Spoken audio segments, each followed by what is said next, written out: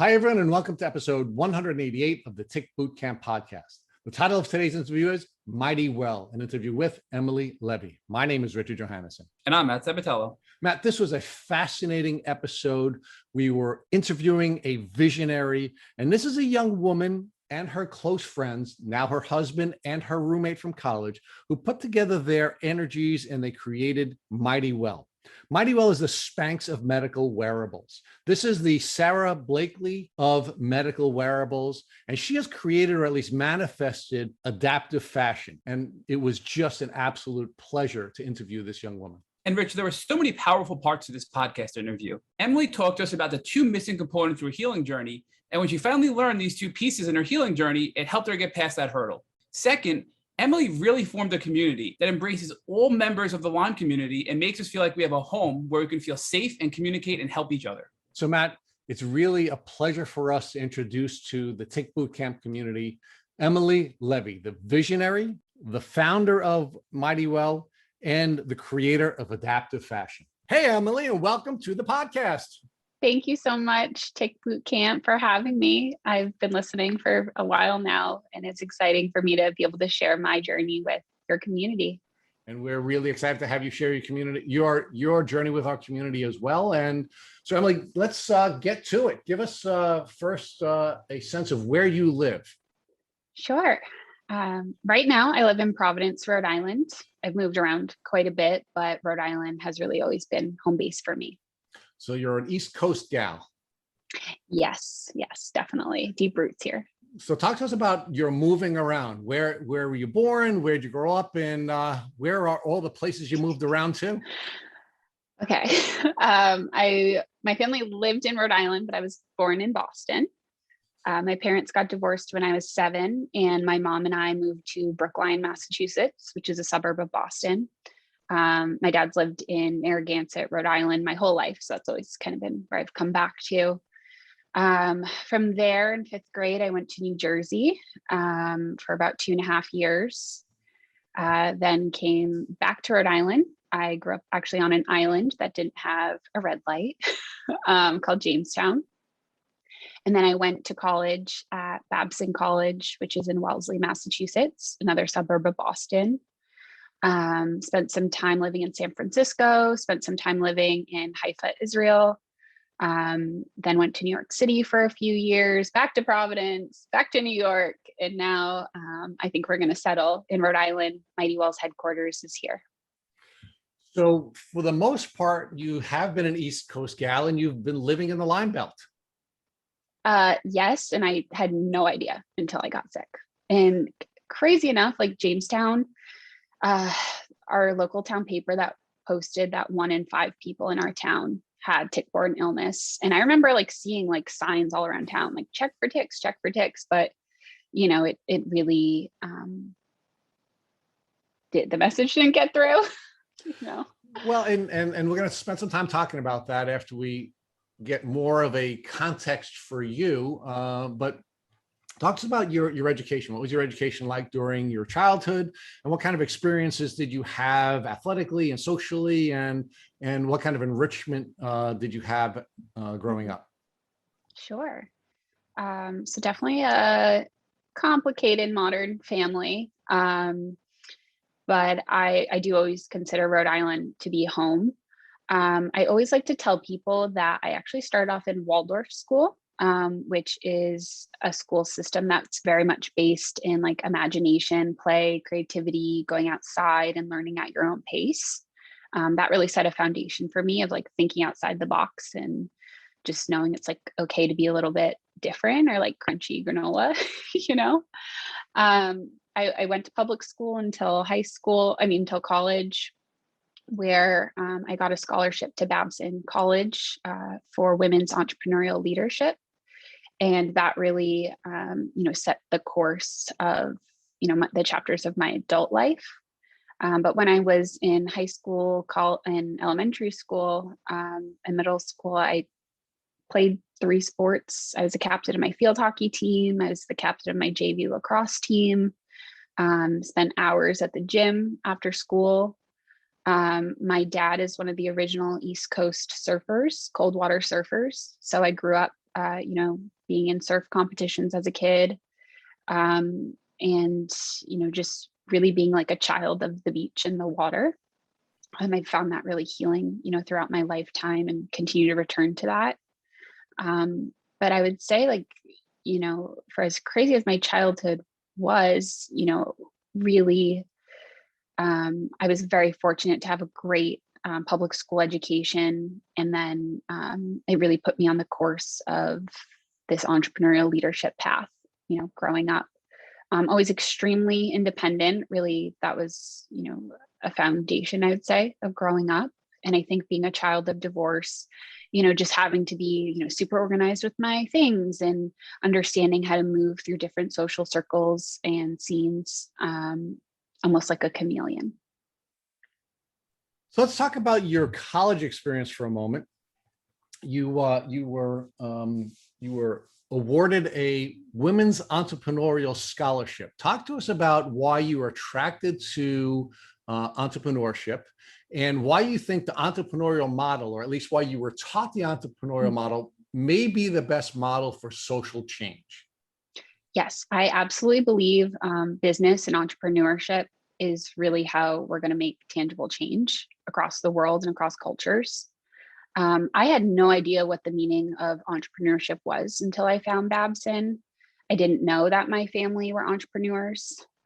For years, my dad was the only full-time surfboard shaper on the East Coast. And, we'd have people knocking on the door to pick up their surfboard. And I'd be like, hello, I'd be customer service basically at like 10 years old. So once I heard about Babson and that like entrepreneurship was a thing that you could actually study, I knew that I wanted a hands-on education. I knew that I wanted small classes. I knew that I wanted to eventually have my own business, but I honestly thought it'd be much, much later in my life. And of course, having, a financial scholarship is always really helpful. And with it being like an hour and a half from my home and having much younger siblings than me, it really felt like the right fit. So let's talk more specifically about entrepreneurship itself. I want to get to the female entrepreneurship element in a minute, but let's talk about entrepreneurship and social change. So I understand why you were attracted to it and how you had these childhood experiences that led you there. I also understand that having a scholarship is a wonderful thing. Certainly as a parent of 4 daughters, I always enjoyed whatever scholarships were available. But let's focus now on entrepreneurship and social change, because you are clearly someone who is interested in social change. And I want you to explain to us what you were taught, at least before you became an entrepreneur, why entrepreneurship is the best vehicle for social change. Sure. I really learned this model called entrepreneurial thought in action, ET&A. It's like the term the school kind of coined. But just the thought of like, you have to take action in order to create change, and you can use business to create social change was really a big foundation of my education. And we had, so many social entrepreneurs come in and talk to us about how, they transform their own business either to be more environmentally friendly or to employ people who typically wouldn't have access to these type of jobs. Just really resonated with me. And as I started to learn that this was like a global shift in the way that people were doing business and that you could do good, really was very attractive to me. And I think, leaning into the female entrepreneurship lens, women tend to be more compassionate. They tend to, look at more than just the balance sheet. They tend to care more about what happens to their employees when they go home. And I think for me, that was, as I started to, become sicker, that I was like, okay, like this is my why. And it really created that foundation of like, why am I doing this? Why am I getting out of bed when I feel like crap? And it was to make change because I didn't want other people feeling the way I did. All right, so now let's step back and look at the macro of your education from your childhood all the way through college. Mhm. Now, you did share with us a moment ago that you were generally aware of ticks and tick diseases because of signs and other information that was put out either by governments or by private institutions that were at least posting signage. Other than the Mhm. sign information that you had gathered, or the information from the signs that you had gathered, what else did you know about ticks and tick diseases from this vast and enriching educational experience you had from your childhood all the way through college? Sure. Um, Honestly, nothing. It's funny because one of my mom's first cousins had chronic Lyme, neurological Lyme since like the 80s. And I always just knew her as like my cousin who was sick. And that she was a little different from everyone else. But honestly, um, nothing. Nothing. Yeah, you'd see these signs, but I think the typical Lyme symptoms, bullseye rash, all of that just were not the boxes I was checking at the time. Emily, you were an outdoorsy gal, at least by Mm, culture. Your dad, your mom, yes. were outdoorsy people. You were an athlete. You were a surfer, so you were outdoors all the time. Did you have any information that allowed you to protect yourself from coming in contact with ticks? And if you did come in contact with ticks, to prevent yourself from getting chronically ill?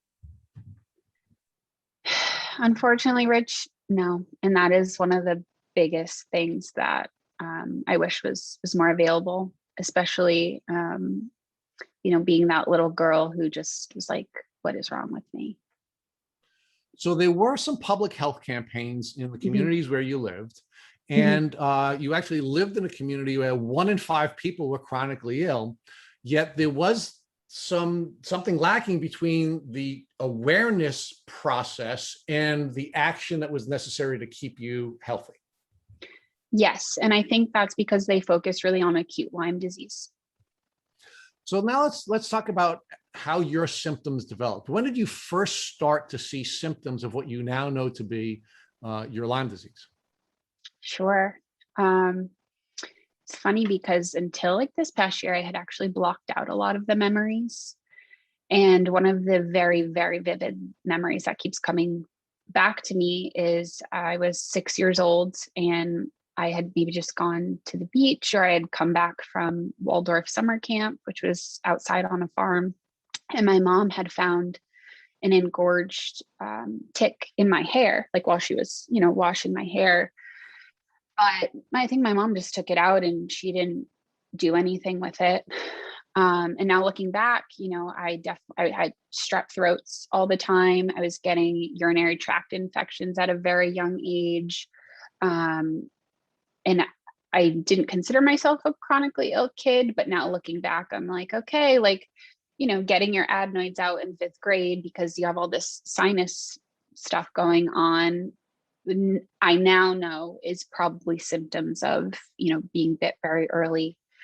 However, when I was in 7th grade, we were living in New Jersey at the time. One of the selling features of the house was that you would see deer outside of your main window. Um, I became very, very ill. I wasn't able to finish the last month of 7th grade. And I really consider my chronic illness journey to have begun when I was probably about 12 years old, living in New Jersey. So you had this sort of restricted or limited immune system up until you were in 7th grade. And then when you were in 7th grade, you crashed. Crash, crash, crash. That summer really was just like a blur of me not being able to do anything. I lost about 20 pounds. I was light sensitive, sound sensitive. I couldn't surf anymore. And I think the subtle levels of depression started to creep in then too. So talk to us about how your Lyme disease symptoms between the age of 6 and 7th grade impacted your capacity to pursue your educational and your athletic pursuits. So you're saying like 6 years old to 7th grade? Yeah, before you crashed.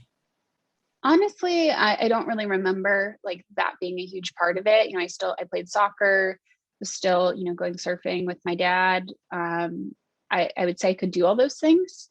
It was more so like after that huge crash in 7th grade, which I now believe is because mono was going around the school. And like, I definitely got Epstein-Barr virus in 7th grade. Something about like, I don't know if the Epstein-Barr exacerbated the Lyme or I got bit again. And, you know, part of me thinks I was bit again because I found a Babesia type rash on my leg. And we took that to the pediatrician and she was like, oh, maybe it's eczema, you know. Yeah, I would say it really didn't affect me until 7th grade.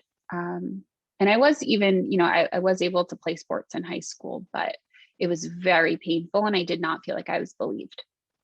So talk to us about the pain that you were feeling and the impact that the pain was having on your capacity to be a 3-sport athlete. Sure. In high school, field hockey was, you know, my life. That's like my friend group, you know, where I really like saw my identity at the time. But after probably like a year of playing, extreme hip, knee, joint pain, migrating pain, neck pain, you know, swelling of the lymph and the glands.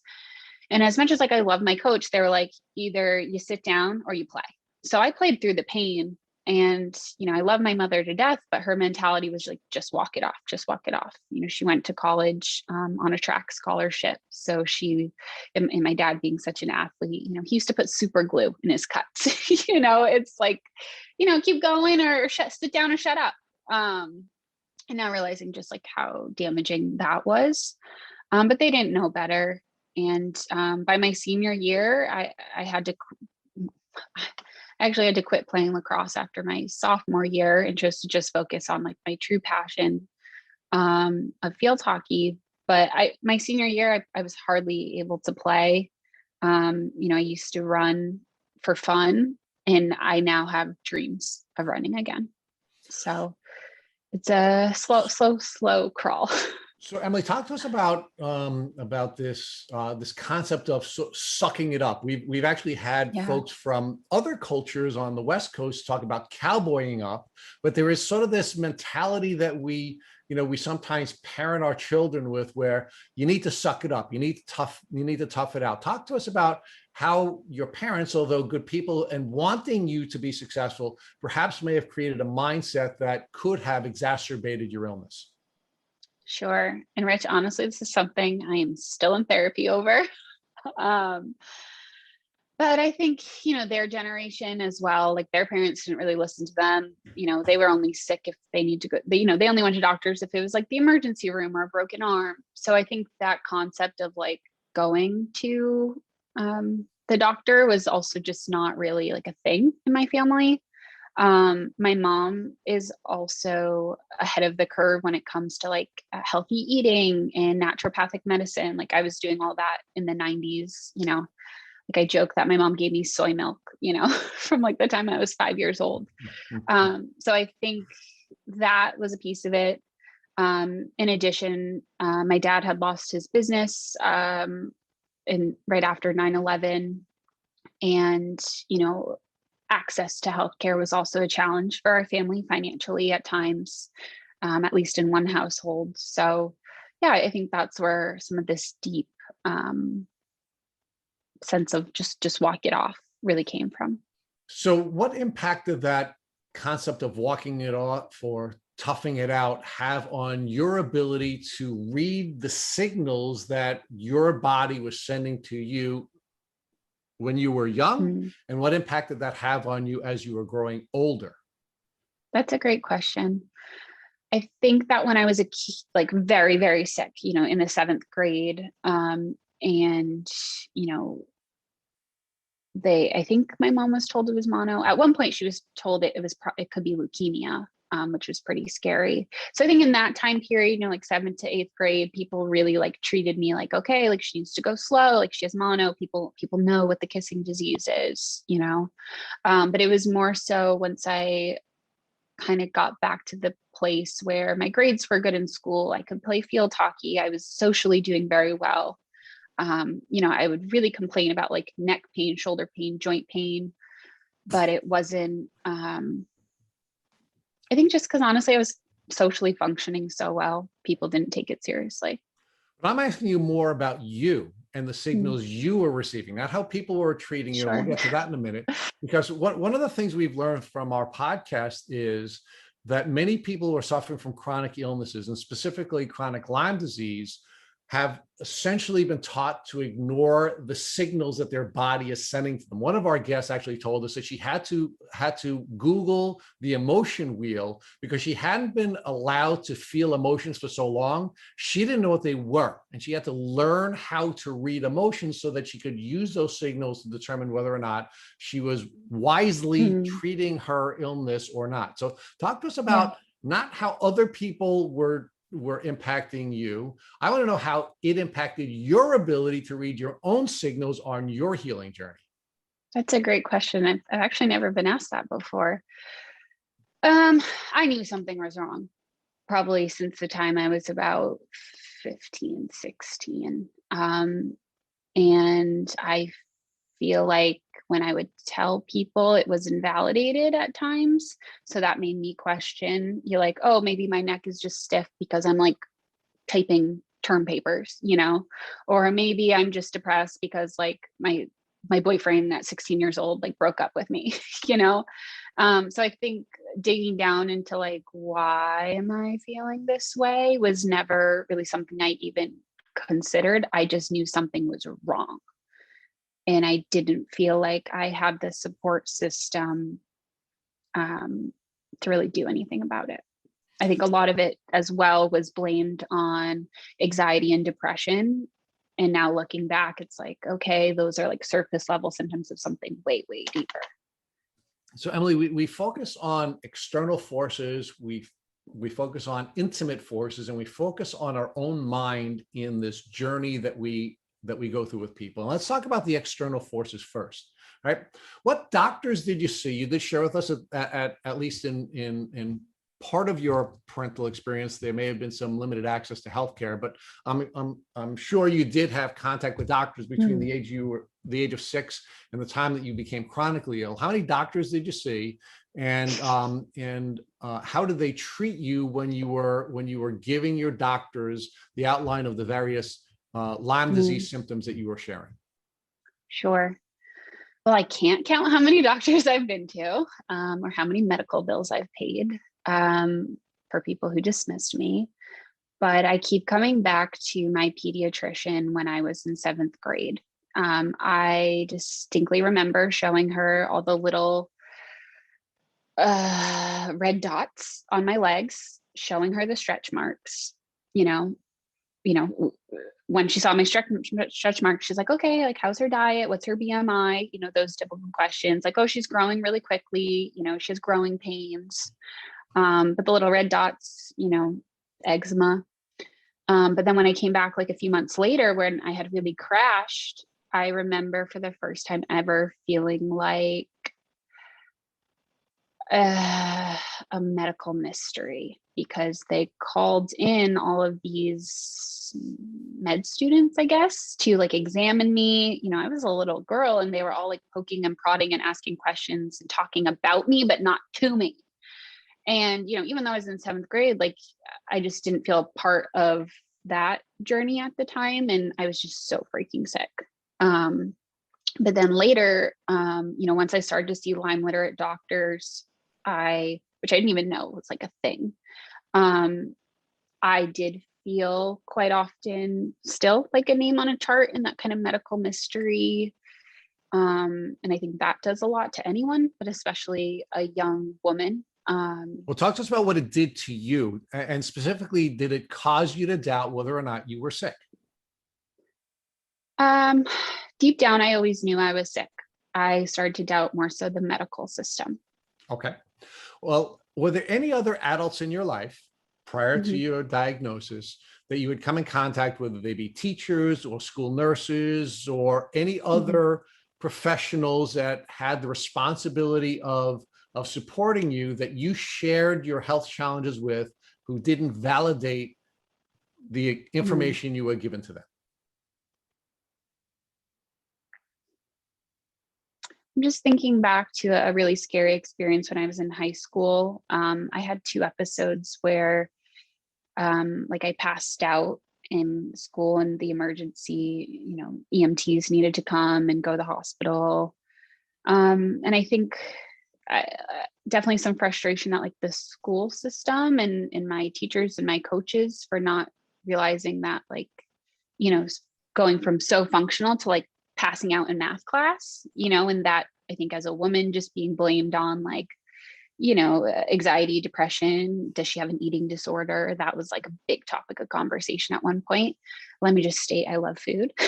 So definitely that frustration of like, why didn't my own school system, my own teachers, coaches, notice anything? I did have one amazing teacher who had actually, been going through breast cancer, who did realize kind of some of the more emotional issues that was going on attached to my health. And she took me under her wing. But on a whole, I'm learning to kind of forgive these people.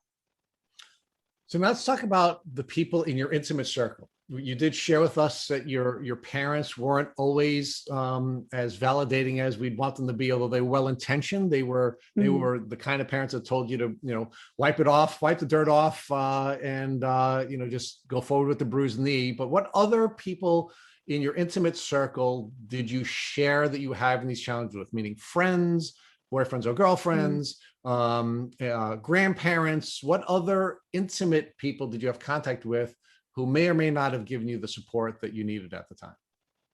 Sure. So I'm fast forwarding now to my college experience. My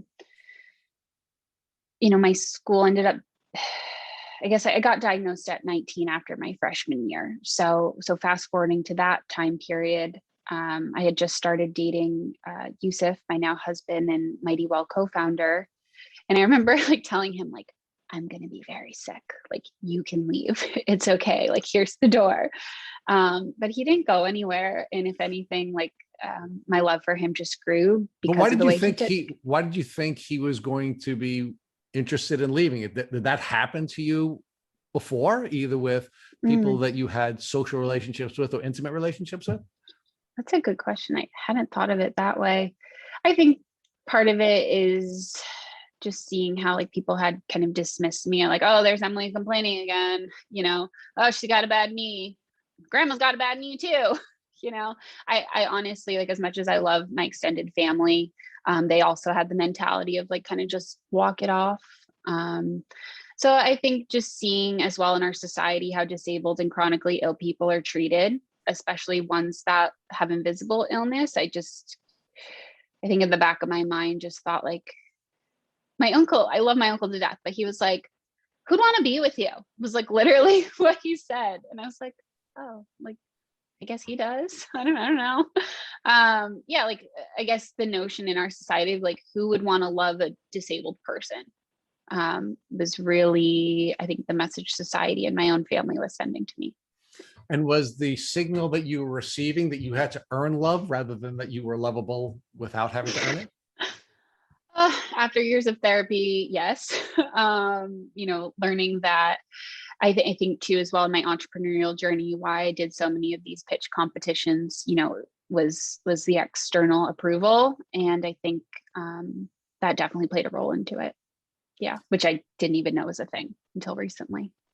So tell us about your diagnostic journey and how you were diagnosed and who diagnosed you finally with Lyme disease. Sure. So that begins a whole new chapter.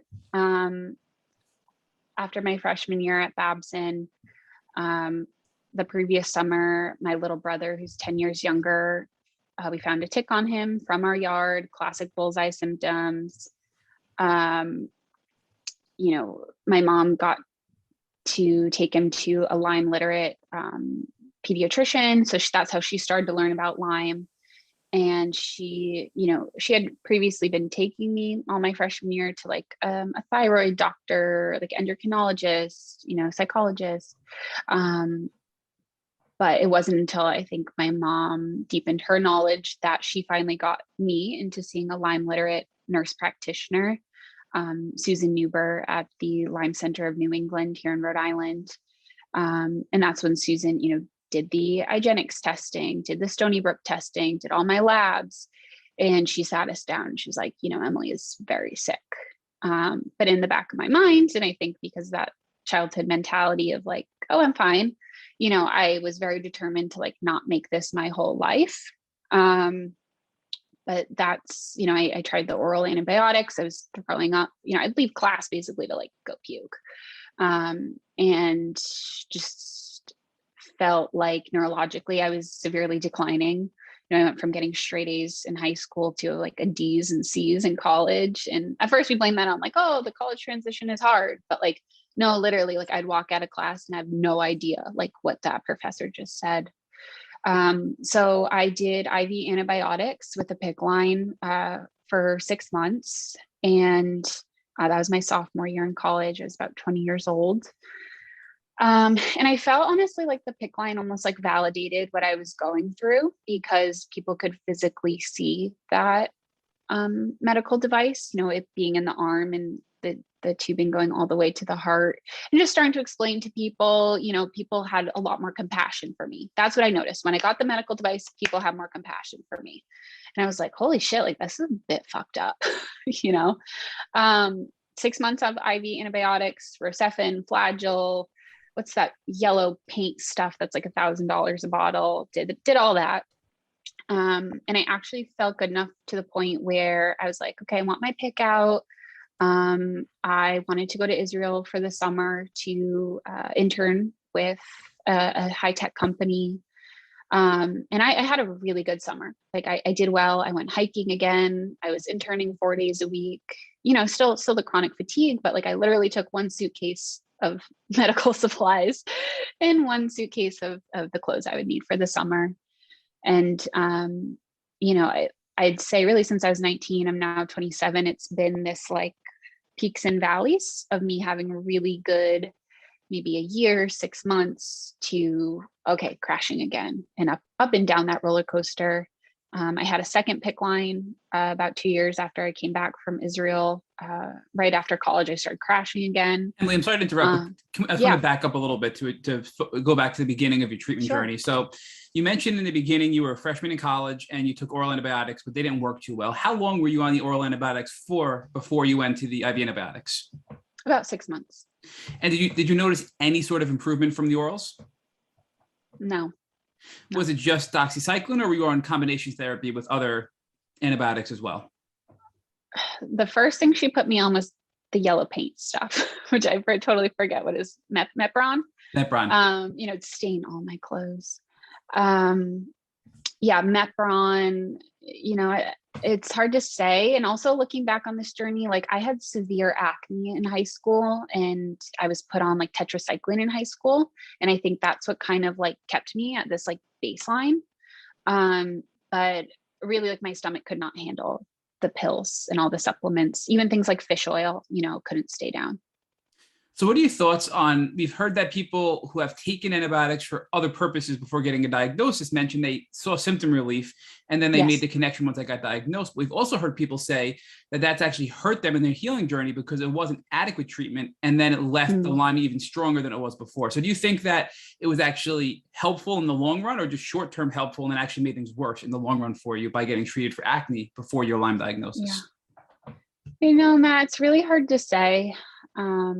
I do think it kept things at bay, and that's what allowed me to go on and have these, successful things that I was able to do at a young age. And it led me, to college. So I have to take the outlook that it helped me because it did help me in other areas of my life. Most likely it destroyed my gut, not gonna lie. And that's a big part of my healing right now is my gut health. But I think it was probably a good thing. So we're back at your freshman year, you're on the oral antibiotics, and you mentioned your gut health you think has been destroyed from all these antibiotics. Were you doing anything at the time with your Lyme doctor to address your gut health, your immune system, and any of the other negative side effects that come along with oral antibiotics? Sure. She definitely put me on a very strong like prescription probiotic. So I do remember taking that and just needing to figure out like, okay, you can't take this at the same time I'm on meds, cleaned up my diet, reduced the sugar, gluten, dairy, soy, corn, all of those triggers. But I would say those were the major steps I was taking at like 20 years old. Talk to us about diet. So do you think when you started to change your diet based on your Lyme litter doctor's recommendation, did you see an immediate connection between the foods you were eating and the way you were feeling? Absolutely. Especially gluten. I later found out that I have celiac, which I probably never would have figured out unless, I've done all these testings through my Lyme literate doctors and neurologist. So I am grateful for that. I would say like my joint pain significantly reduced. Found out I have candida, so a lot less bloating, through following like no dairy, no gluten protocols. I really tell people that like what goes into your body becomes your body. So it's really critical to think about those foods. And Emily, when you started the IV antibiotics, were you still treating with the same Lyme doctor that you found through your mother and your sibling, or was this a new doctor that you went to start the IV antibiotics? Great question. So I did all of my IV treatments with the Lyme Center of New England for the first 2 PICC lines. I did see other LLMDs, when I kind of just wanted a second opinion. But I would say, Sue really got me to like a baseline point.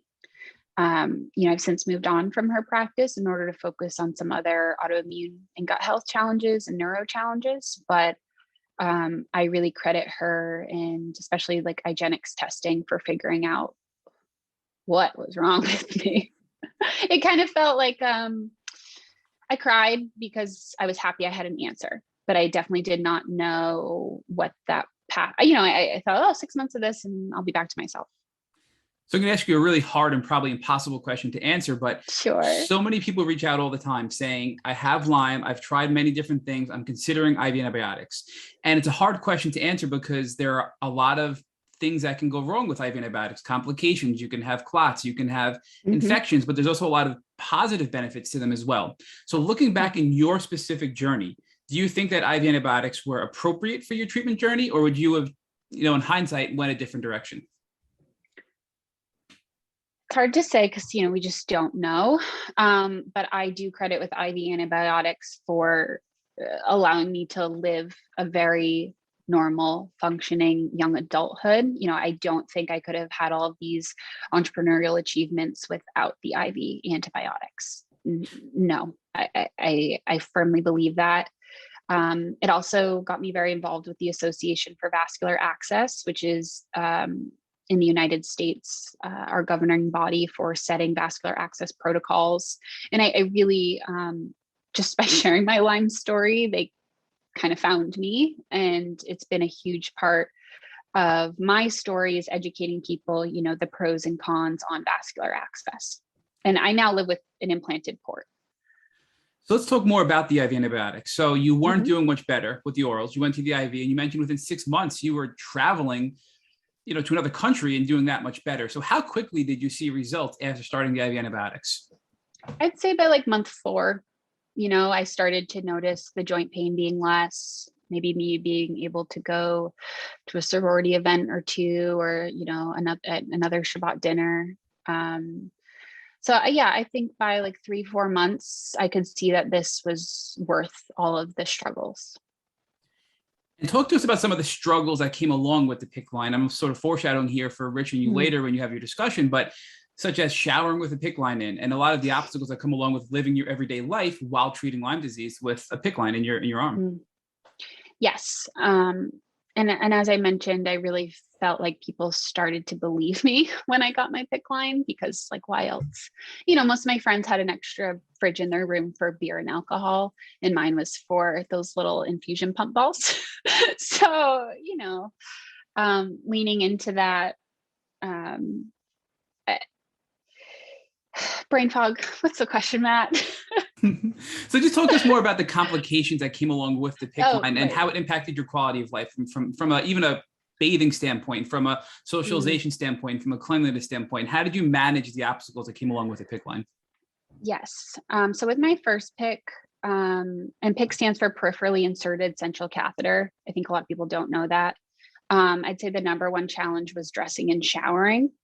And as someone, Babson was a school where you wore a business suit to class, you wore a dress to class, sweatpants were not really a thing.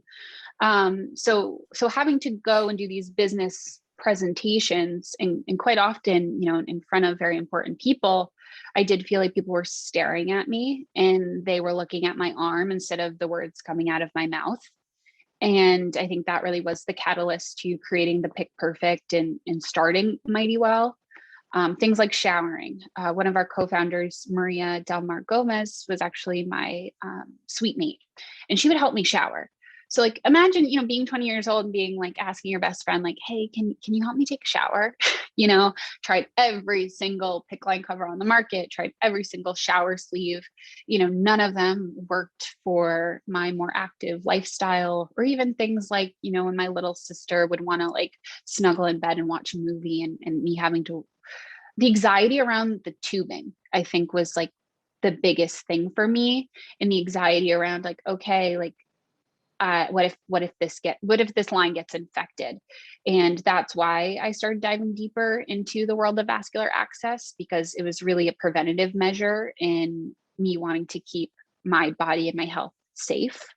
And little things like, when you're doing the IV drip and you see the little bubbles and you're like, oh my God, I could have an air embolism, things like that.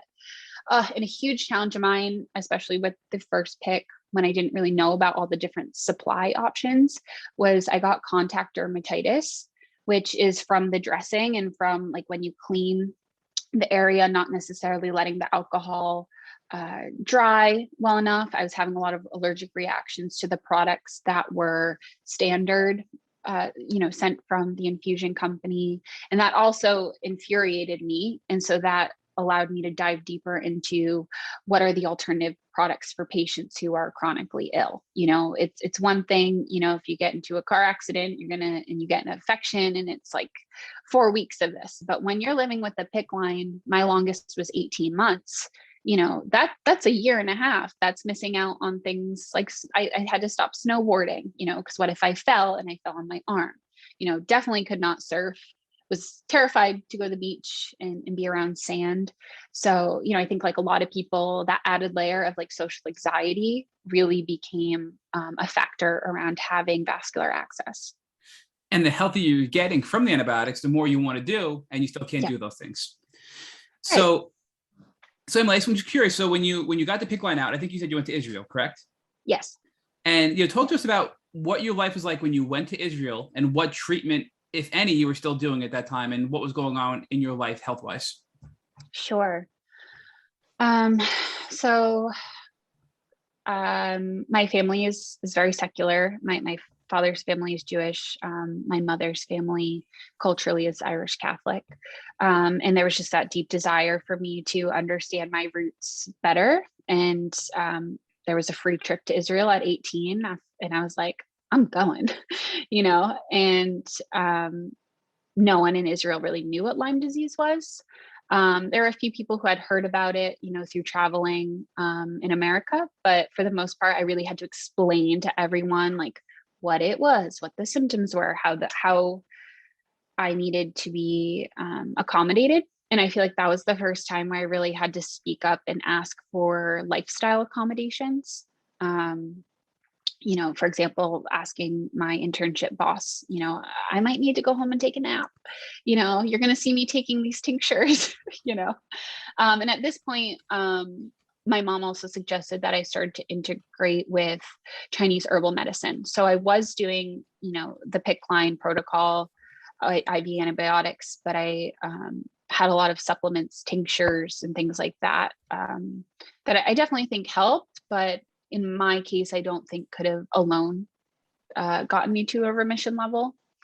And when I was in Israel, it was almost like I could start to like breathe again, in the way that I was like, oh, like I can go out with some friends on a Friday night, but explaining to them like, hey, I can't drink alcohol because my liver looks like that of an alcoholic from, all these drugs, so just those things, like learning to like have kombucha at a party, were all those like little lifestyle things that make you kind of feel othered.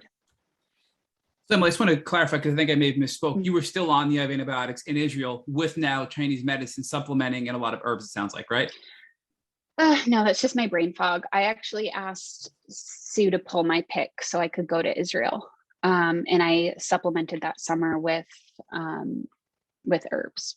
Do you think that the herbs were responsible for helping you get through, and without them, it would have been a much more difficult experience? Looking back, I think they were definitely helping me detox and helping me just my body heal and put some of the pieces back together. I was able to do things like go hiking, which I hadn't been able to do for years. So I think they were very supportive. So Emily, talk to us about what happened next. It sounds like your health took a dip again, and then you had to end up back on a PICC line again for more IV antibiotics. So how did that happen? Sure. So now we're fast forwarding to about 2 years later, I'm 22, about to graduate college. And I just really noticed in the last semester of school that my brain fog was coming back. Some of my joint pain was coming back. This whole time I had continued on supplements and went back to some oral antibiotics that my body was like now able to handle. But again, it was just that intense feeling that like I was slipping backwards. Yet this was a time period in my life where I felt like my life was like just going to begin. And I had started Mighty Well, which was just named Pick Perfect, our first product at the time. And I had these entrepreneurial dreams, and I really had to make the decision that, I couldn't work a traditional 9-to-5 job. I had gotten a great job offer in New York City with a very well-known media company. My parents very much wanted me to go the corporate route. But it was this deep sense of I'm too sick to run around New York City. So that was very painful, having to stand up for myself with my new potential employer, telling them like, I know you just hired me and I signed this contract, but I think I'm going to need a PICC line again. So that set off another 18 months of treatment. Emily, did you start Mighty Well while you were still a senior in college, or did that start right after when you declined the offer in New York City? So I started Mighty Well, which was just Pick Perfect, as an idea when I had my first PICC line, because I was like, this tubing is crazy. I can't sleep. I can't shower. And growing up in a surf shop, I was learning about all these fabric technologies that were coming out for athletes, things that had like fabrics that had antimicrobial properties. So I was prototyping through class projects with Maria and Yusuf, spent a semester in San Francisco, trying to find factory partners, trying to come up with a business plan. But it was really once I graduated from Babson and I had gotten into an accelerator called Mass Challenge, which is a very prestigious incubator in Boston, that we were like, okay, what can this be? It's not just about PICC lines. It's not just about vascular access. It's about people with chronic illnesses and disabilities, one, not really being able to dress and feel normal, but two, like protect their medical devices. And just as I began to become more public with my story, I'm sure like Tick Boot Camp, like people just started coming out of the woodwork and started emailing me and like talking to me. And I'd spend so much time on the phone with people that I was like, okay, there's something here. So that was, I think, the second layer to it. Like, not only could I not work a corporate job, but secondly, there's something here has legs, even if my legs were numb and achy. Do you think, though, that the physical, emotional, and intellectual stress you were under between being in college, trying to start a business, figuring out if there was a market for it, who your customers were, are you going to take a corporate job and do what your parents want? Or are you going to go in another direction? That all of that leading up to your senior year caused additional stress, which led to your crash. Yes. And then you needed your second bout with your second course of IV antibiotics. Yes. Looking back now, I think that it was like almost a blessing in disguise, because this, at the time, which was, a school project, was actually what was getting me out of bed in the morning. And it was getting me out of those bouts of depression. It made me feel like I had a purpose in a community. So that was a huge part of my healing. But on the other hand, which I didn't realize, was just the chronic stress and that constant like fight or flight feeling.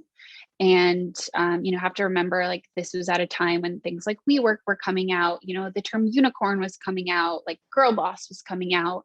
And I think that because I already had a leadership position, through my scholarship, and I saw my older brother and my dad be entrepreneurs, and I was like, oh, like I can do this. Like, if this loser can do it, I can do it, So for me, it was just a very much blessing and a curse. Blessing because mentally it got me out of a very dark place, but physically looking back, I don't ever think I allowed my body to heal.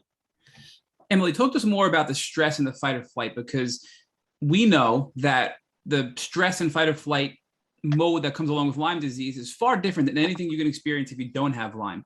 So for those that are listening that are caretakers, family members, friends, etc., of people that are suffering from chronic Lyme, how would you describe that particular stress that comes along with Lyme disease that now has become part of life for you? Sure. And it's multifaceted, and it almost gets like ingrained in your everyday life. So you don't realize that it's wrong, just, I think people saw me as very capable, and I see myself as someone who's very capable. And from at that time, the literature and from the CDC, I was like, oh, I'll get better in 6 months. Like, why not do this? Because this is not going to be forever. And it took a long time.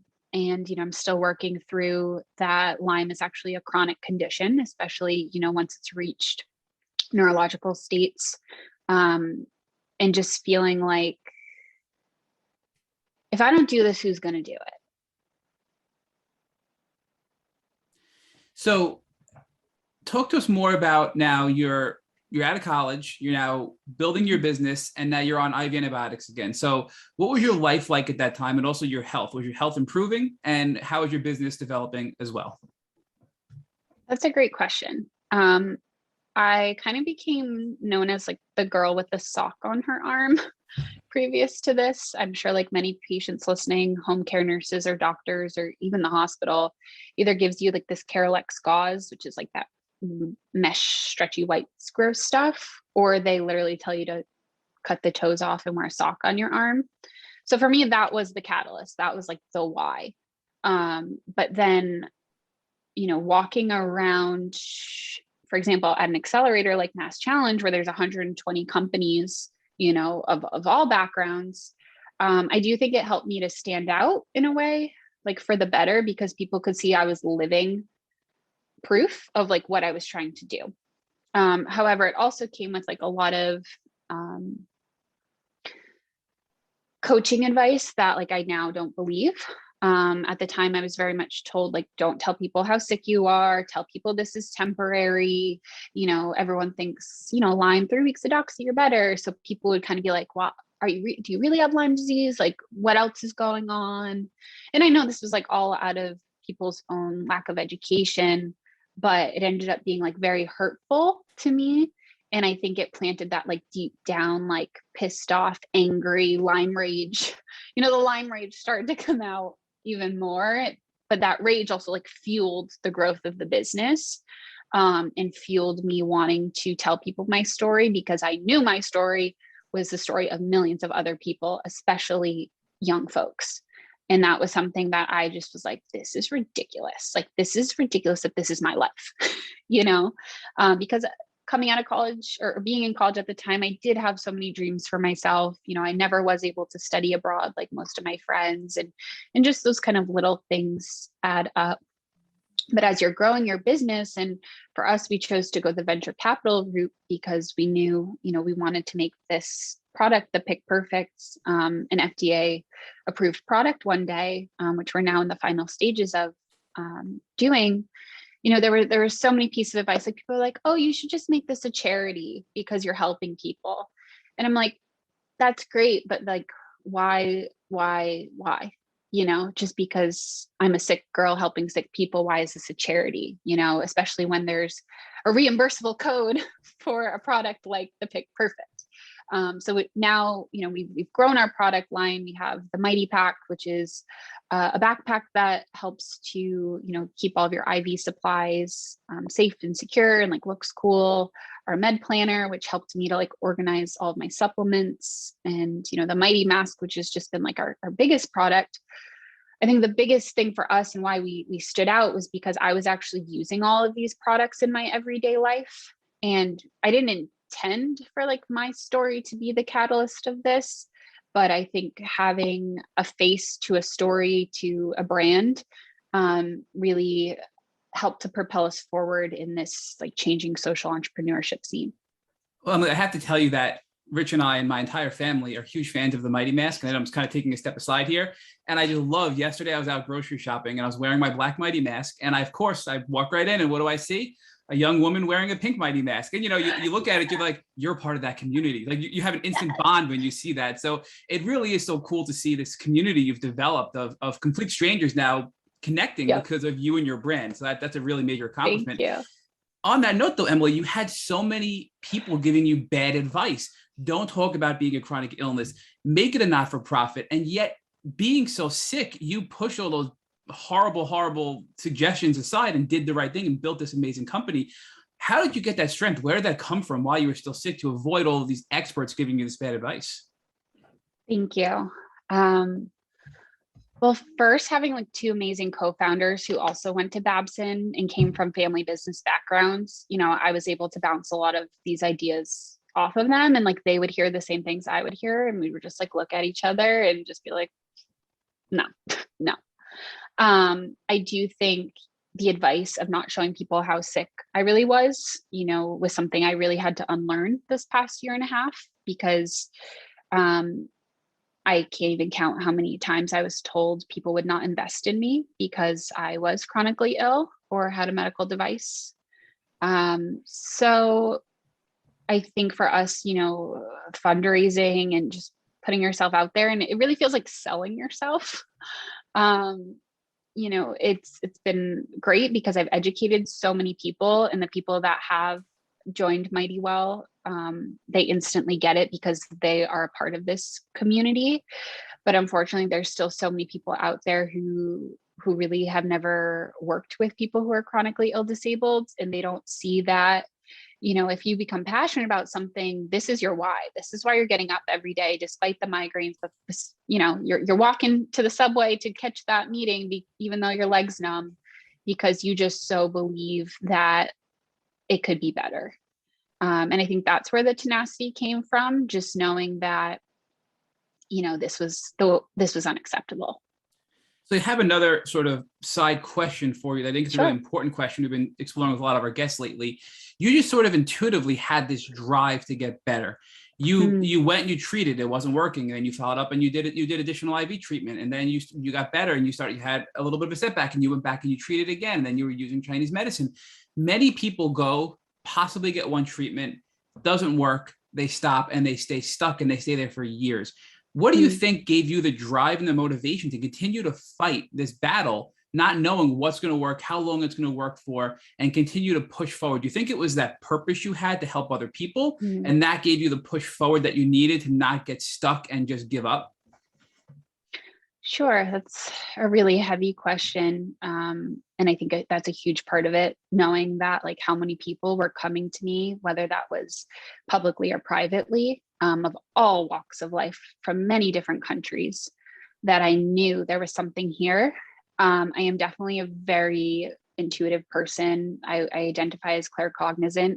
So I saw that this was going to happen. 5-7 years ago, adaptive fashion was not even on a category. It's not even on anyone's radar. And I somehow intuitively saw that. So knowing that it was going to happen, I think was a huge driving factor behind that tenacity. And both my parents, they are fighters. Like they do not give up. Like no is not an acceptable answer. So I think, my mom really being a cheerleader and saying like, you can't stop fighting was a huge piece of it. And lastly, like remembering my childhood as healthy. I think my age period was very unique in that I have a lot of memories of me doing very active things. So knowing that basically like I refused that this was going to be my life, you know, I'm coming to the point where, you know, I now identify as disabled and chronically ill, but I still have hope and I still have dreams that are yet to be dreamed. And that's what keeps me going. But Emily, would you agree that although Lyme is a chronic illness, meaning it's something you'll have to address your entire life, and I've accepted that you can reach a symptom-free state and with a healthy lifestyle, stay there and then have to manage your stress levels with the understanding that you may have setbacks, you may have flare-ups, and that you can, though, have a great quality of life if you keep fighting and doing the right things in your journey. Is that something that you believe? I absolutely believe that. And I now have friends, you know, who call themselves, you know, like pretty much better. I don't really think there's a cure at this point in time. But I honestly, until the pandemic, did not realize how big of like stress played a factor into my health. And now really protecting that kind of like sacred time in my schedule for healing and integration of the therapies I'm doing is something I was not doing a few years ago. So we're going to jump to that a little bit later. I do want to go back. So now you're building your business, you're seeking venture capitalist money, and you're treating with IV antibiotics. Was your health improving at this time, in addition to all the stress that you had to build your business? It is so hard to say, Matt. I would say that it kept me at baseline and it kept me going. I do not think it didn't get me to remission levels. You know, I'm now seeing Dr. Kelly from Case Health, and she just redid all of my hygienics and labs and infecto and all that. And I'm actually really proud to say that she told me my Lyme and co-infections were at remission levels. So that to me was, I almost like didn't believe her because I was like, what? Like, you know, I've been fighting this now for what feels like forever. And just learning that, you know, stress management and mental health were kind of the two pieces that I was missing beforehand. You know, like I was going to a psychologist every 2 weeks, but honestly, she didn't believe in Lyme and I had to fire her. So, you know, I actually had I'm just starting to tell people, but I had a really, really big relapse in February of 2019, and I'm just starting to come out of that. I really believe that my husband and I came in contact with COVID when we were living in New York City by all the hospitals. He came back from an international trip and he was like flat out sick for like 4 or 5 days. I was as well. But, you know, we didn't even get tested then. By the time, you know, we could get the test to look if it's in your system, like it had already been well over 6 months. So one, I don't know if I got COVID, but the timing and the placing and the symptoms did match up. I was at the point, you know, where again, I felt like back when I was 19, like not being able to get out of bed, not knowing what was wrong with me, the brain fog being so bad, the joint pain increasing, light sensitivity. Last summer, I also found 7 ticks, you know, in the town I grew up in. So was I bit again? I don't know. But I've had a very difficult 18 months. I did not feel like going back to IV antibiotics was the answer at the time. And I feel like I'm now at a point where I want to start talking about it and letting people know that just how challenging the last 18 months were for me through this journey. And that was early 2020, I think, last year, that you had this sickness that you believe to be COVID, right? Which probably very likely was COVID. Right. But you know what the funny thing is, Matt? Like I've told friends who are not in the Lyme community that like I had all these symptoms and these things happened in February of 2020. And they actually they're like, well, you didn't have a test. Like, you don't know if that's true. And I'm like, I don't, but the time. So like, they still don't believe me. Wow. So I'm just learning that like people like you are my true community. And it doesn't matter if they didn't believe me because, you know, they weren't bedridden like I was. I do want to address, because you said something really powerful, that beyond treating, the 2 things you were missing, I think you said, were stress management and was it mental health? Was that the other piece of it? Yes. Okay. Yes. You know, I didn't know. I didn't know. So I just want to back up just a little bit. So from the time period of post-college up until 2020, early 2020, when you got sick again with COVID, which probably triggered a relapse of your other possibly Epstein-Barr and other things in your body from being weakened. Did anything else happen in between that time period that was noteworthy in your health journey, as far as any additional treatments, therapies, things you did from a detox standpoint, a drainage standpoint, anything that you want to share with our listeners? Yes, I am very fortunate that I got approved pretty quickly for IVIG. For your listeners who aren't familiar with that, it's IV gamma globulin. They essentially take, each vial has about 1,000 blood donors, which they pool together. They clean the blood and they pull out gamma globulin, which is like the immune system part of each blood cell. So for the past 5 years, I've been going through that therapy. And that is something, again, that I felt like allowed me to sustain this very active and kind of crazy lifestyle I was living for 5 years.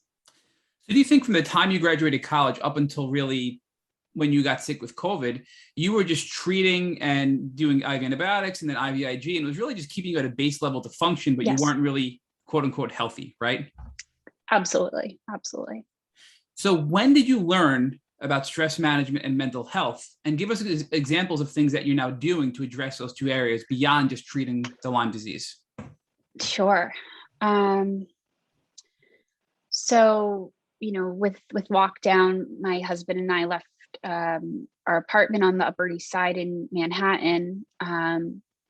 And we just, never went back. And we quarantined at my parents' house in Rhode Island for about 8 months before moving up to Providence. And it was in that time period of isolation that I think because I didn't have all of the running around, physically in my life, I wasn't walking to the subway anymore. I wasn't catching a flight, to Utah to see a client, that I was able to slow down and listen to my body.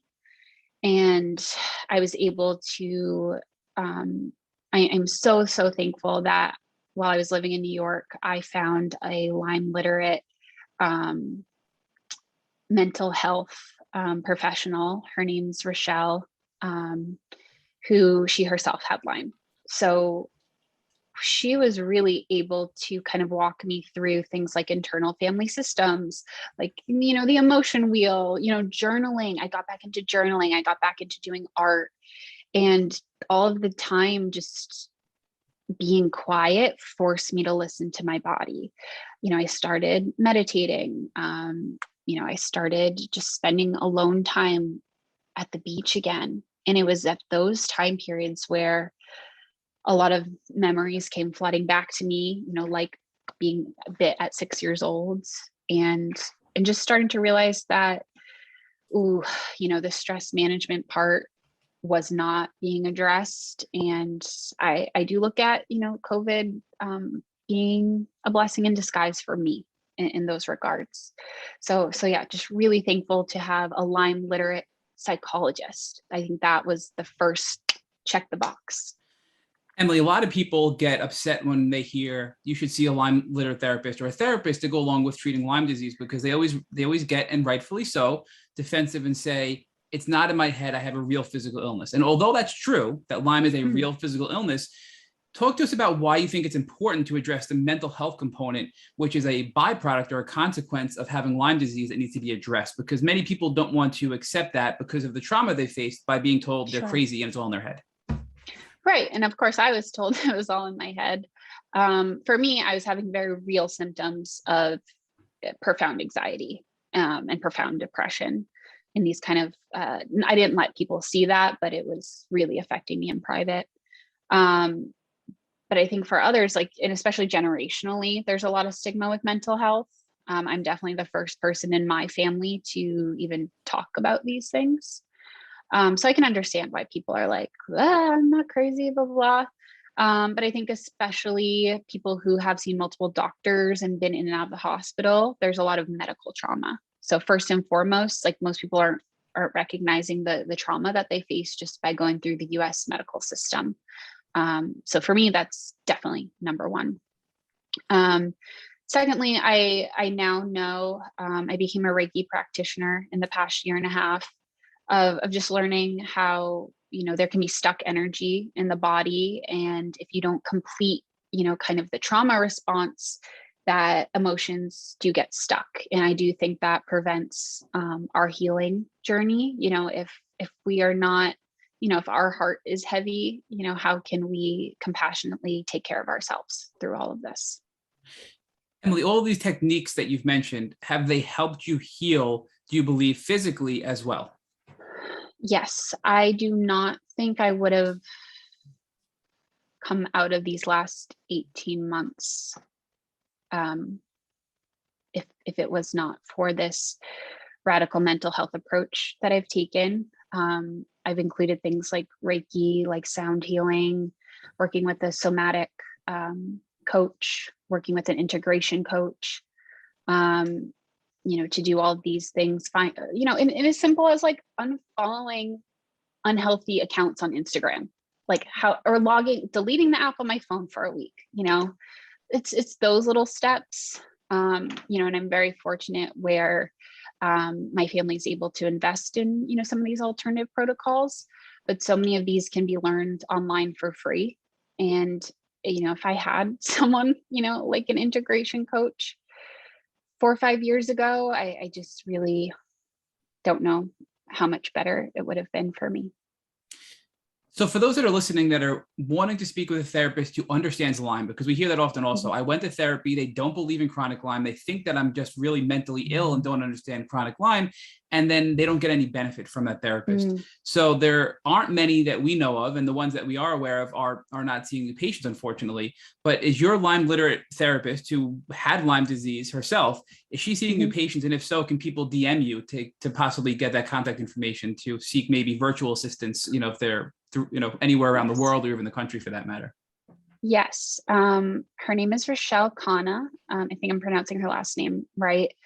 I believe she has seen new patients. And one of the best things is she actually does a free Lyme support group every Thursday at 7 p.m. So please DM me for her information. She's out of pocket, of course, but does have some accessible options for people. And I think where you can, going to virtual support groups is helpful. There's a lot of free integration circles that you can find through meetup.com.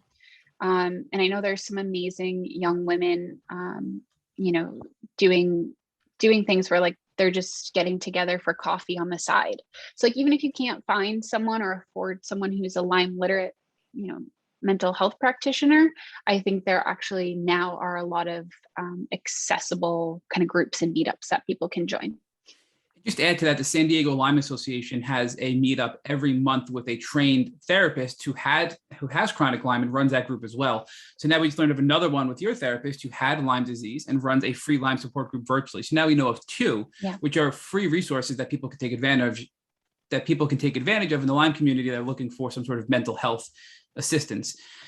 I do want to ask though, so when you got sick with COVID last year, what did you do to address your physical symptoms? I know you mentioned you were thinking about IV antibiotics. Were you still taking the Chinese medicine? Were you doing anything else to combat all the physical reactivations that occurred from the COVID? Sure. And I'll say what I believe to be COVID. I have no way of confirming that. Well, I'm just gonna say it definitely is COVID. It's okay. You don't have to. I will. Thank you for validating me, Matt. I think that's part of it too. Can I even trust myself that this is what I had? That still is definitely with me.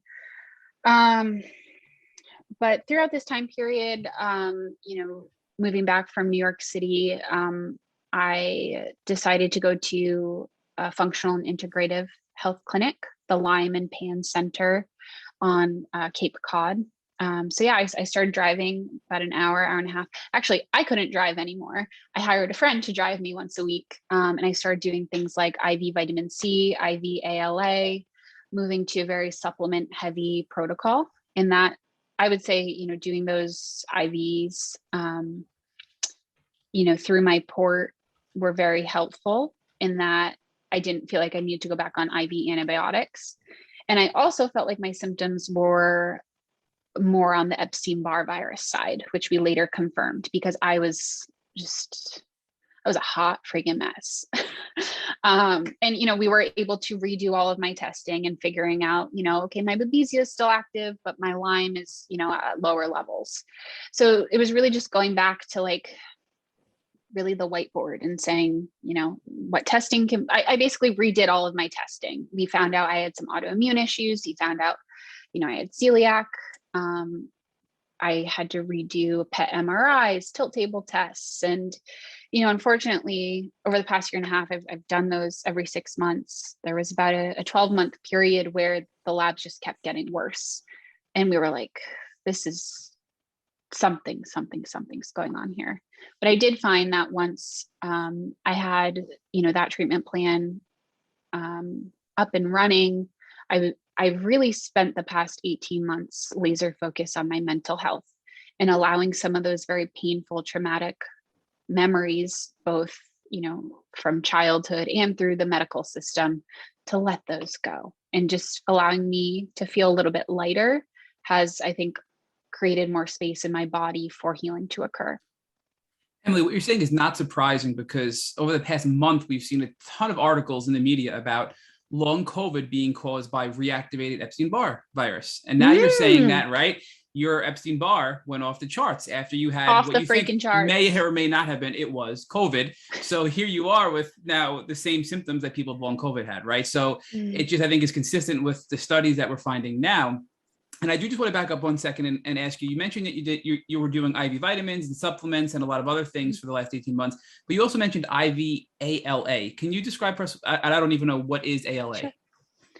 ALA, which I had never heard of before, is alpha lipoic acid. It can be taken over like in a supplement form, so it is accessible for people, or through an IV form, which we found that my body, I have the MFTR gene, it just, it needed to go into the body that way. It's been studied to help with diabetic nerve pain. I would say for the past 18 months, my nerve pain has been off the chart to the point where typing is very difficult, driving is very difficult. At times I do need a cane. Thankfully, that's becoming a little bit less and less. But alpha lipoic acid has actually helped me to get off gabapentin, which I'd been on for 5 years. So that is something that I hope more Lyme patients look into. Well, that's amazing. And thank you for sharing that, because I think that's a very common symptom, nerve pain, neuropathy. And if there's something that can help, it's one of my top 3. That's amazing. So talk to us about Dr. Casey Kelly. Have you been working with her since you had COVID, or has it been more recently that you've been starting to treat with Dr. Kelly? Sure. So, going through these past 18 months, I, made great progress at the Lyme and Pan Center, but I wanted to see someone who understood some of the autoimmune challenges as well. And a good friend of mine was being treated by her, and I had listened to a number of her interviews, podcasts, and I actually listened to her episode with you right before I went to go see her in May. And I was just so impressed about the amount of time she spent with me, the compassion she had, the amazing job of doing every test that she had access to for me. And that's cost, that's time, that's like the waiting period can kind of mess with your brain. But I would say it was well worth traveling to Chicago to see her, now doing remote treatments. And as she mentioned in the podcast with you previously, I'm on a very heavy herbal antibiotic regimen, which I felt was actually like more intense than the Chinese herbal protocol that I did quite a few years back. And she's given me hope again. And I think a large part of that is because she's looking at the 360 of the patient and what other damage did Lyme cause, and for me, that's been a lot of autoimmune challenges and neurological challenges. So give us an assessment. If you had to say, I know you're still battling this, and look, I know, and I know Rich knows, you're going to get into remission and you're going to just continue to kick ass and just change the world like you already have, Emily. I mean, you're such an inspiration, and we've really enjoyed this interview so far already. But give us an idea, where's your health now? And what are your plans for the future as far as treatments and also with Mighty Well? Sure. Thank you for asking. So as I mentioned, the past 18 months have been a very dark place for me physically and mentally. But through the help of legal psychedelic therapy, it actually changed my life. And I do want to tell people this because it's accessible now in many states. And it was just able to help me lift the depression and the anxiety. And that allowed me to refocus and have hope again that this was possible. So through legal medicine, ketamine therapy, that I honestly credit it for saving my life. I'm that serious about it. My depression, my Lyme rage was just at an all-time high. And I was having out-of-body experiences again, Matt, and not the psychedelic kind, the Lyme brain fog kind, and just kind of looking at myself in the mirror being like, is this really it? Suicidal thoughts were coming in that were not my thoughts, but they were present. So I feel really lucky that I've found plant medicine, and I've found this, emerging care plan. And the reason I do want to be open and tell people about this is because if I had access to these therapies 10 years ago, I think I could have saved myself a lot of physical and mental pain. And I really do believe it's the future of healthcare. We already have people like the Cohen Foundation who are investing in this research at Johns Hopkins. And I do think it's going to be a dramatic shift in the way that chronic illness and things like medical PTSD are being treated. So that's why I want to be open with that. I've also been, oh yeah, go ahead. Oh, I'm sorry. I just want to thank you for being so honest, because, we all can relate to what you just described, but not many people are willing to be as raw and vulnerable as you just were. So thank you, because I know the majority of the people listening to this podcast have been there, and this is going to be so helpful for them to hear you sharing this, and that you've been able to get help and feel better from these emotional and psychological thoughts that you've had. So thank you so much for sharing that. Thank you, Matt. I've debated a lot with do I tell people? And I just go back to, why did I tell people about a PICC line and Lyme disease? Because I didn't want people to go through what I went through. I haven't even told a lot of my family members, but they've definitely seen the changes in me. And I will say that, going through legal psychedelic therapy is, a huge part of why I've been able to get back to work again, and has reinvigorated my belief and passion in, our medical wearables as a category, as, patients at the forefront of these changes we need to see in the healthcare industry. And I just wish that more people had access to these life-saving medicines. So I do want to break it down a little bit more with you before Rich takes over again. When you mentioned the psychedelic therapies, what exactly do you mean by this? Is this, because you mentioned ketamine, are the psychedelic therapies different than ketamine, or are they one of the same? Can you go into a little more detail for us about that? Because I think a lot of our listeners are going to be interested and want to learn about that for their own journeys.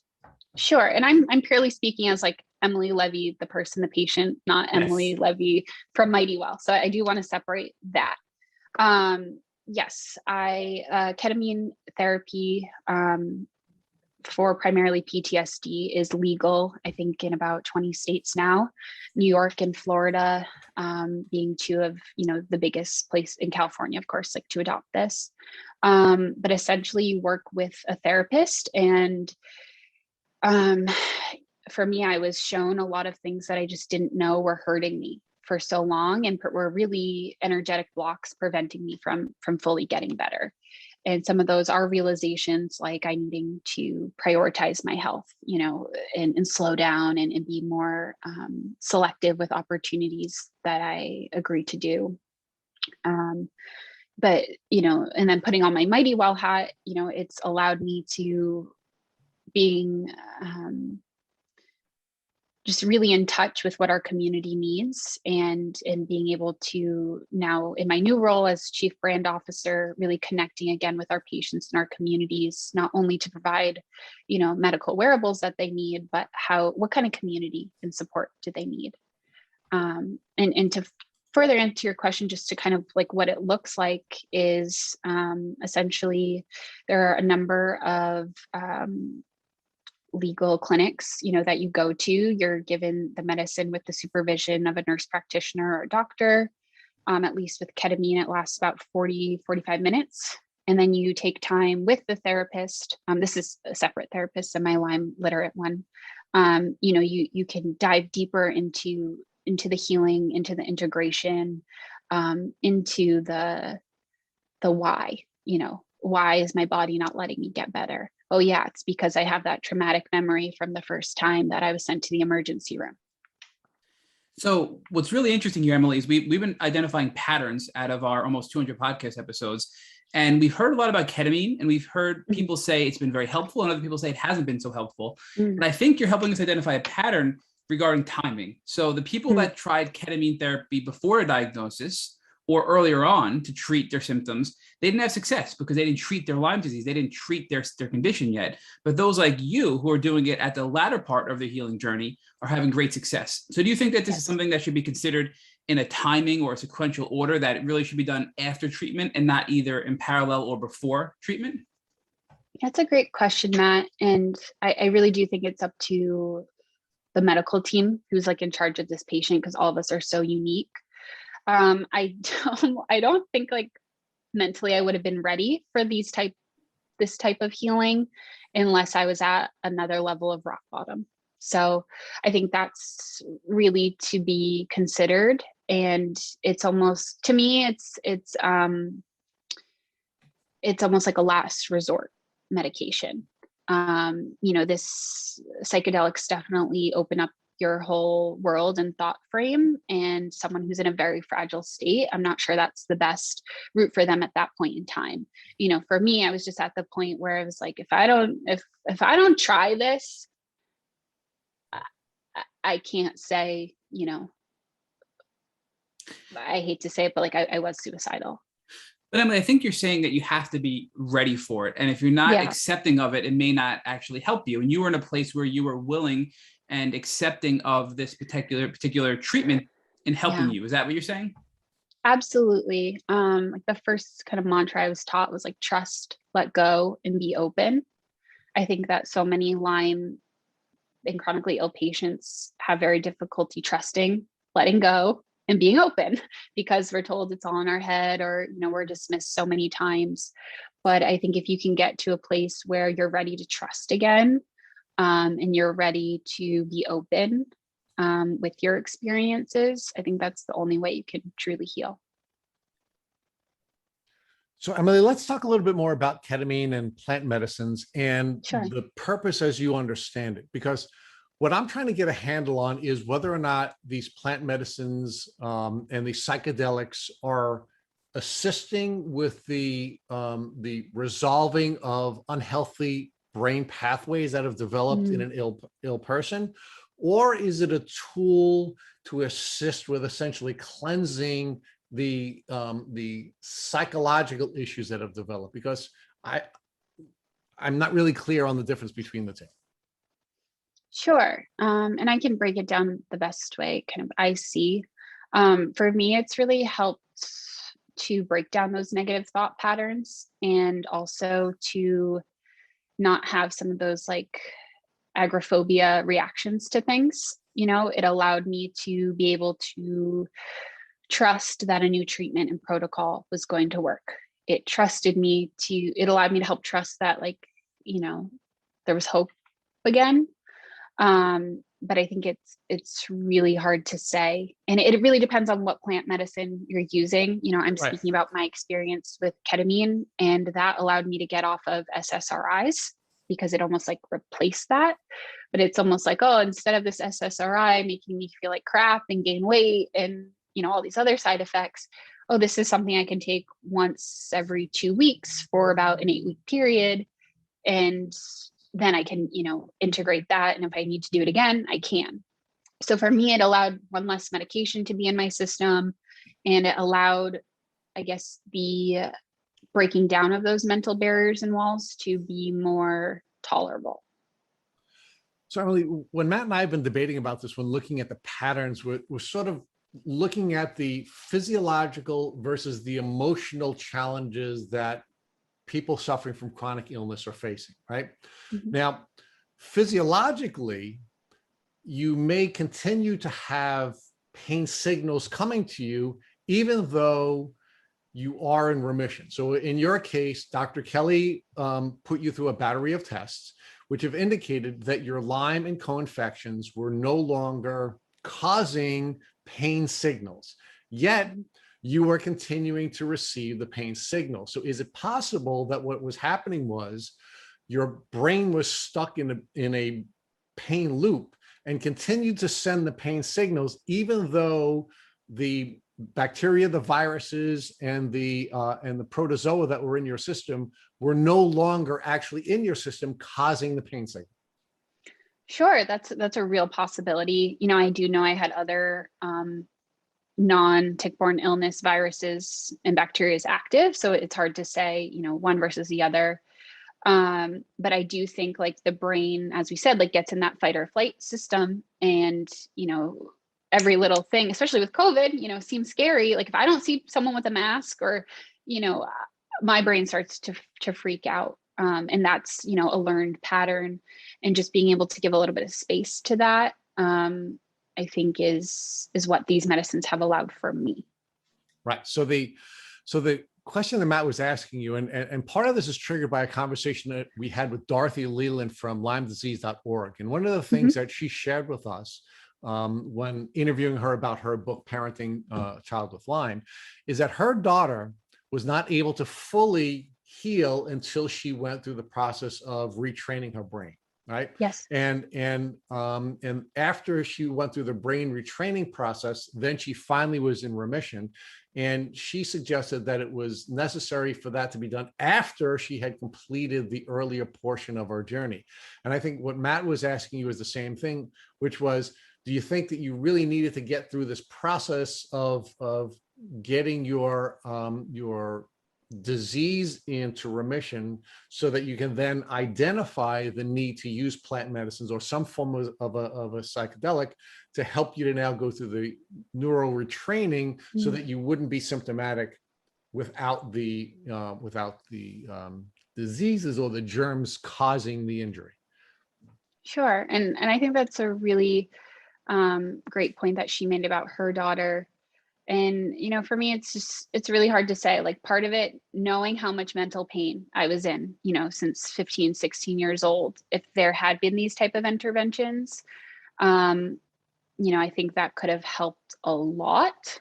But at the same time, it's the pattern work that I think you're referring to, of retraining your brain, that I am now able to do, because I think first step is you just got to fight the infection. Like you were talking about earlier, like you can't be doing like a million things at once, because your body doesn't really know how to respond and what to take in. And you only have so much energy.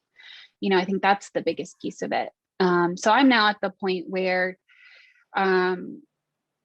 for me, I do feel like really diving into this route would only be possible if after doing such heavy treatments.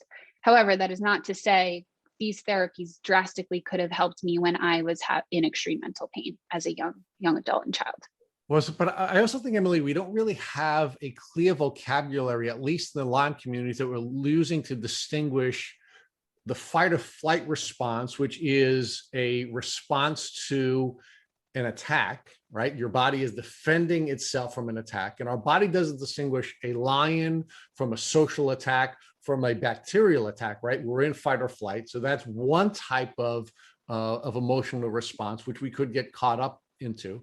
But another type of emotional response could be from the medical trauma.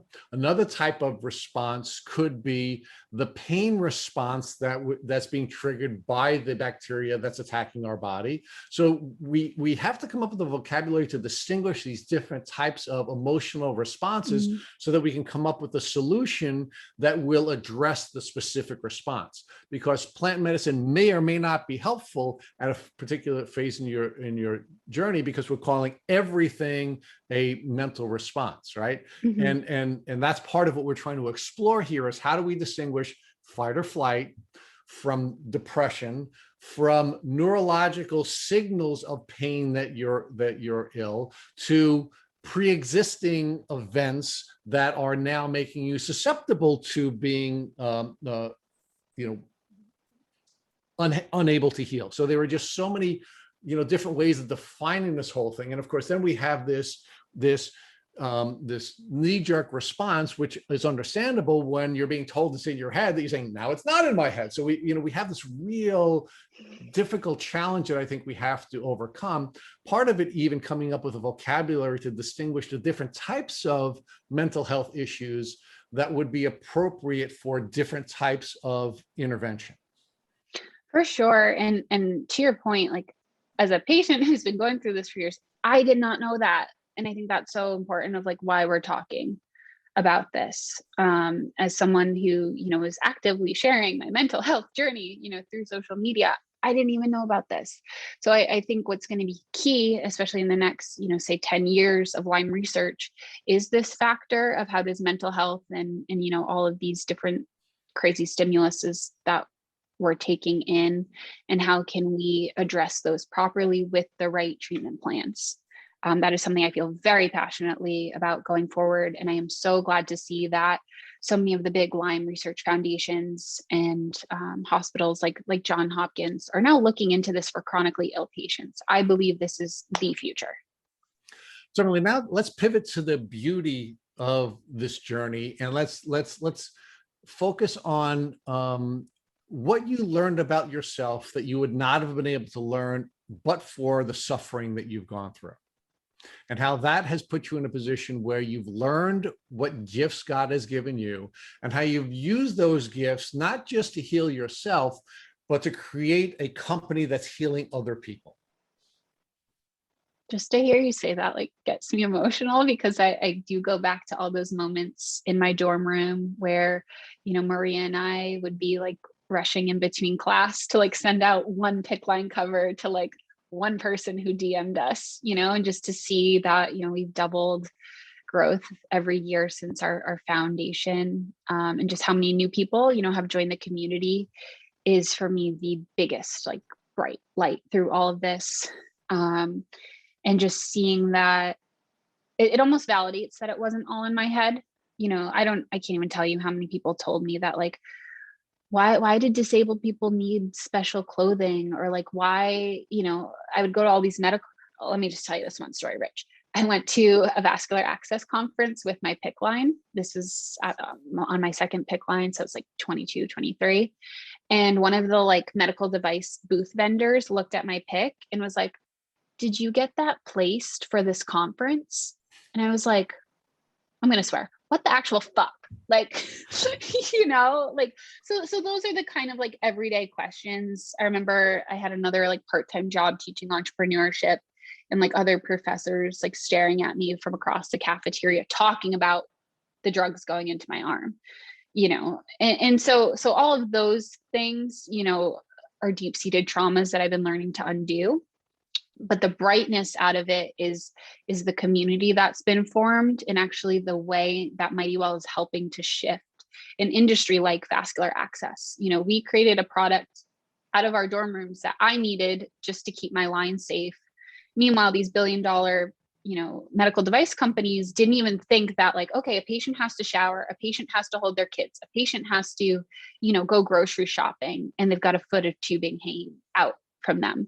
So just seeing now how these big medical device companies have wanted to work with MightyWell gives me real hope that we're actually changing an industry.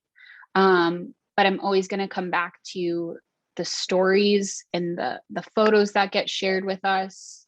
Absolutely, that is my why. That is why I get out of bed. That is what allowed me to want to fight so hard these past 18 months, because I was like, I have to get back to my community. Like, I need them, they need me. There are so many more medical wearables that need to be created. By just sitting for hours and hours at the IV clinic this past year, just more products that I know are needed, more conversations like mental health and chronic illness that need to be started. And I just feel like, this is really a part of God's plan for me, and that my illness is actually a catalyst for social change, social entrepreneurship, and, for turning sickness into strength, which is my motto in life.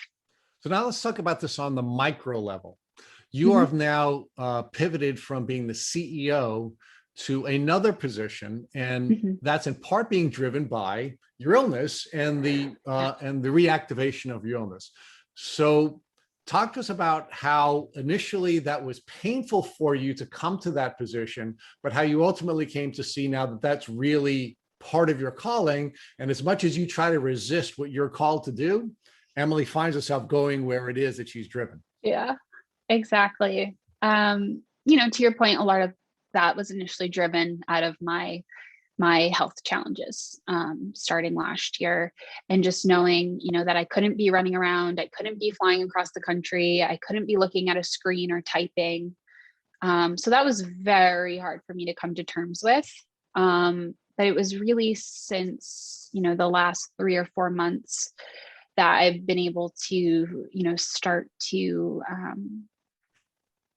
be open with what I've been going through, and just realizing that my true calling is to use my story for social change. And, with the energy levels I do have, because I am still in very heavy treatment, um, where can I use my energy and my voice best? And we found that for Mighty Well, that's in a role as a chief brand officer. So for those who aren't familiar, a chief brands officer's real responsibility, is connecting with the community and seeing what our community needs in order for our brand to grow.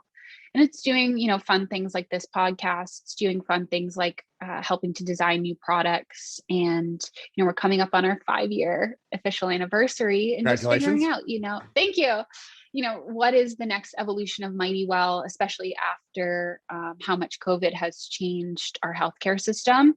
And I think a blessing in disguise through all of this is that things like chronic illness and this long COVID, which we're still learning what it is, that conversation has been brought to the forefront.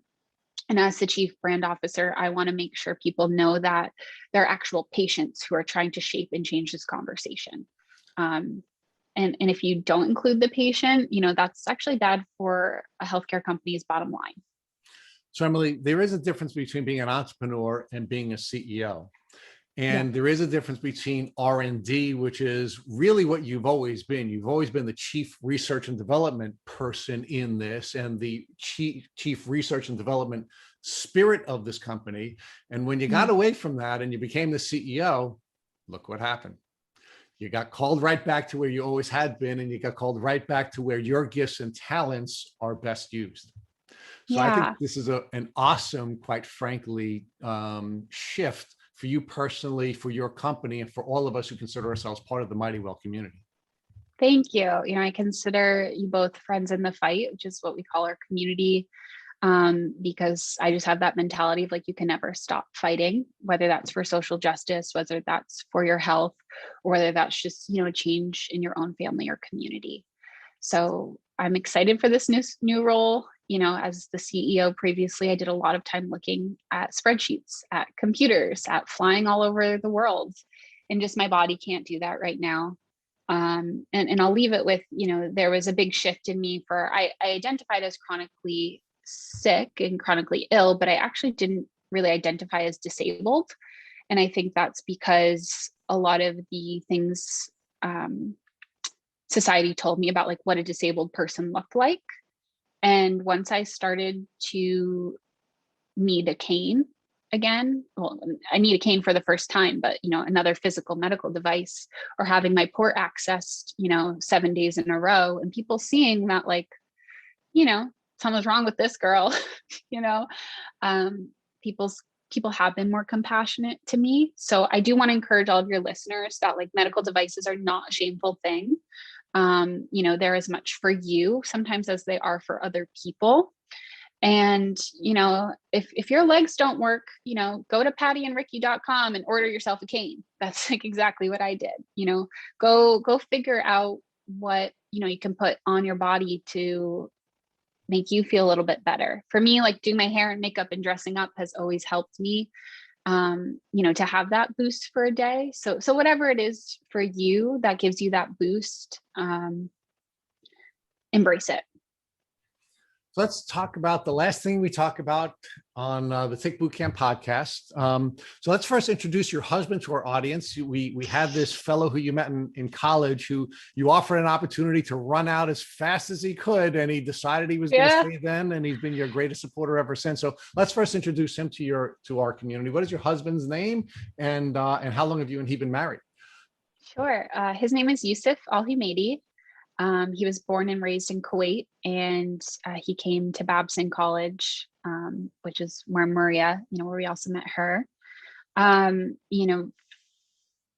He really helped me with the first prototype in design, like in our dorm rooms, went to those like initial opportunities on campus. So he's a very entrepreneurial person.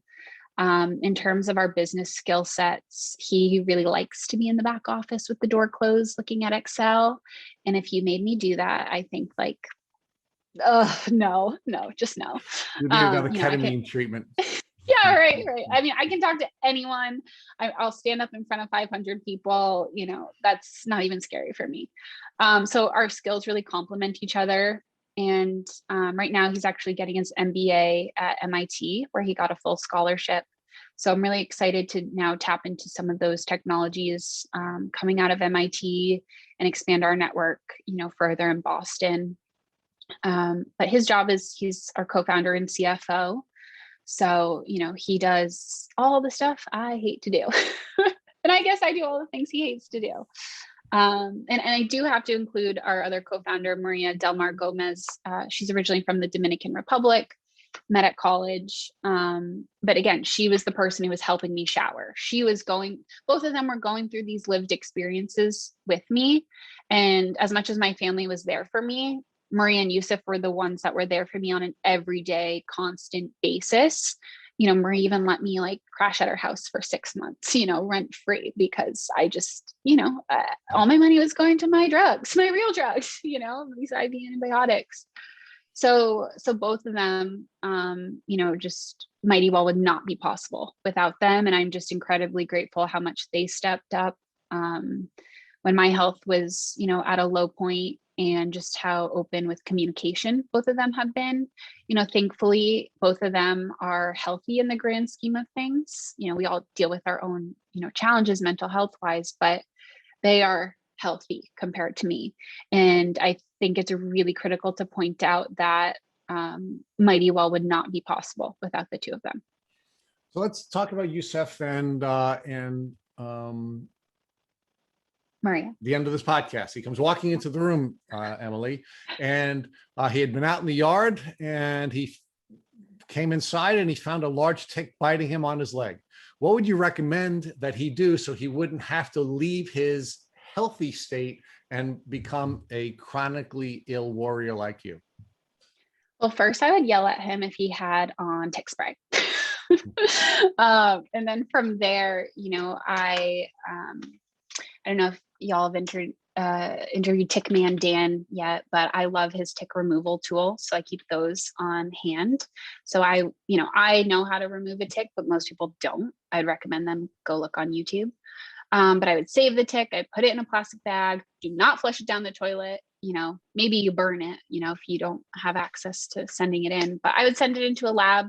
I know UMass does pretty affordable testing. That's something I wish I knew about years ago. And then, I would make an appointment with the Lyme literate doctor, nurse practitioner immediately, and, run the IGeneX testing, run all the lab work, take those vials of blood.